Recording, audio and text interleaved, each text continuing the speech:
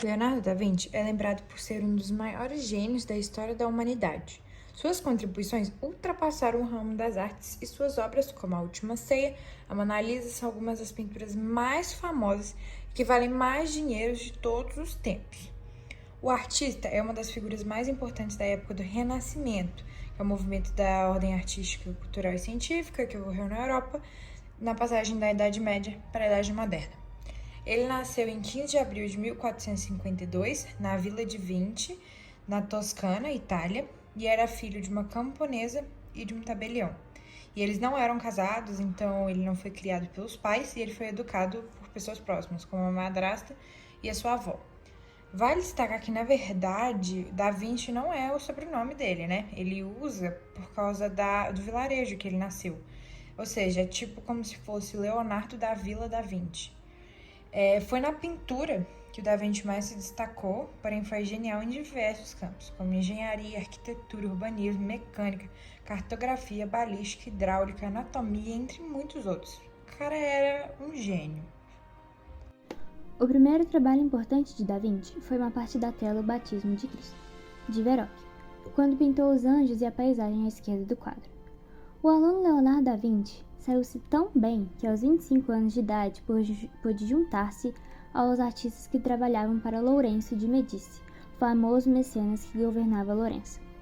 E após isso, sua carreira decolou e o artista fez diversos trabalhos durante sua vida. No mês de abril de 1519, Da Vinci estava de cama, cercado pelos 3 quadros, a Mona Lisa, Santa Ana, a obra que mais gostava, e São João Batista. Ao que tudo indica, ele provavelmente sofreu um derrame cerebral, mas nada foi comprovado. Leonardo da Vinci faleceu no castelo de Clox, Amboise, na França, no dia 2 de maio de 1519, durante a visita do rei Francisco I, e foi sepultado no convento da igreja Santi Florentini, em Amboise. Muitos artistas da época, incluindo Leonardo da Vinci, eram patrocinados por líderes políticos e religiosos ricos que encomendavam obras de arte para mostrar sua riqueza e poder.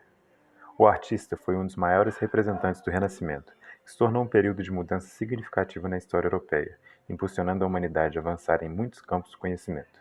Durante o Renascimento, a arte era vista como uma forma de expressão elevada, e os artistas eram valorizados por suas habilidades técnicas e criativas.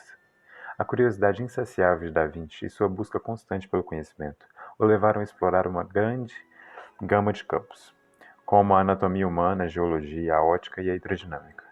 Além disso, Leonardo era canhoto e excêntrico, vestindo roupas coloridas e extravagantes, e um grande amante da natureza, dos animais e do vegetarianismo. Ele trabalhou para líderes poderosos da época, incluindo os duques de Milão, os reis da França, entre outros. A Mona Lisa é sua obra-prima mais conhecida e levou 4 anos para ser pintada, enquanto A Última Ceia pode esconder um autorretrato em São Tomé. Muitos aspectos da vida de Leonardo da Vinci ainda são um mistério. O Homem Vitruviano é uma das obras mais famosas de Leonardo da Vinci, e é um desenho em tinta e pena sobre papel, que representa um homem nu em 2 posições diferentes, uma com os braços e pernas estendidos e com as pernas e os braços dobrados. A figura está dentro de um círculo e um quadrado, com o círculo representando a perfeição divina e o quadrado representando a perfeição da razão humana. O desenho é baseado em um arquiteto romano Vitruvius, que escreveu sobre as proporções ideais do corpo humano em relação à arquitetura e às medidas do templo. Leonardo da Vinci, no entanto, levou a ideia de Vitruvius um passo adiante, adicionando seu próprio conhecimento anatômico e óptico para criar uma imagem mais precisa e detalhada. O Homem Vitruviano é um exemplo da habilidade de Leonardo da Vinci em integrar a arte, a ciência e a matemática. Além disso, a obra reflete a crença do Renascimento, de que o homem é a medida de todas as coisas e que o ser humano é o ponto central da criação. Em resumo, O Homem Vitruviano é uma obra de arte icônica que representa a busca de Leonardo da Vinci pelo conhecimento, pela perfeição e pela harmonia entre o homem e o universo. A Mona Lisa é a obra mais famosa do mundo, produzida por Da Vinci entre os anos 1503 a 1506. Apesar de sua grande relevância, o quadro tem apenas 77 centímetros de altura e 53 de comprimento. Além disso, é interessante analisar a apurada técnica chamada esfumato. O artista desenvolveu a habilidade de esfregar a tinta a óleo sobre a madeira, que demonstra a perfeição e o equilíbrio das formas e das cores. O retrato da enigmática mulher se destaca por seu suposto sorriso desconcertante, que confunde diferentes sentimentos e sensações. Perceba que sua boca está virada para baixo, que cria a ambiguidade entre a felicidade ou a pretensão. Essa dúvida foi alvo de vários estudos. Médicos afirmaram que poderia se tratar da perda de dentes ou paralisia facial. Já Freud afirmou que o sorriso era da mãe de Leonardo da Vinci, o que justificaria esse estranhamento. Além desse fator, os olhos são inebriantes e perseguem de diversos ângulos quem vê a pintura. O mistério se completa ao tentar descobrir quem é essa mulher. Alguns dizem que é o autorretrato feminino. Porém, a maioria das pessoas acreditam ser Lisa Giocondo, o que justifica os nomes para a obra. Mona, senhora, Lisa, o nome da mulher. Outro nome popularmente conhecido, Gioconda, significa mulher de Giocondo. A encomenda requisitada pelo comerciante, Giocondo, seria para celebrar a gravidez. Pode-se afirmar isso, pois ela veste um fino véu, que é sinônimo de fertilidade e do nascimento de um filho. Atualmente, a Mona Lisa está no Louvre em um local exclusivo.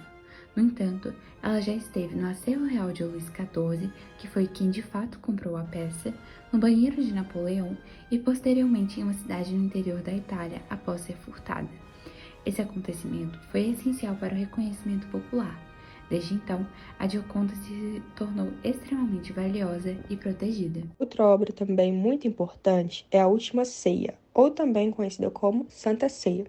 Ela foi produzida entre os anos de 1495 e 1498. Seu mural tem como dimensões 460 cm por 880 cm. Esse trabalho foi encomendado pelo Duque de Milão, Ludovico, para adornar a parede da igreja de Santa Maria de Grazie e hoje é uma das principais obras de Da Vinci. A obra retrata o momento em que Jesus revela seu traidor por meio da passagem bíblica João 13:21, onde seus discípulos são reunidos para um jantar e repartir o pão e o vinho. Por fim, ele revela, abre aspas, certamente um de vocês me trairá, fecha aspas, se referindo a Judas, que irá te trair e fazer com que Jesus seja crucificado. A técnica tradicional é a tinta colocada sobre uma parede umedecida, mas Leonardo decidiu inovar e aplicou a tinta numa superfície seca.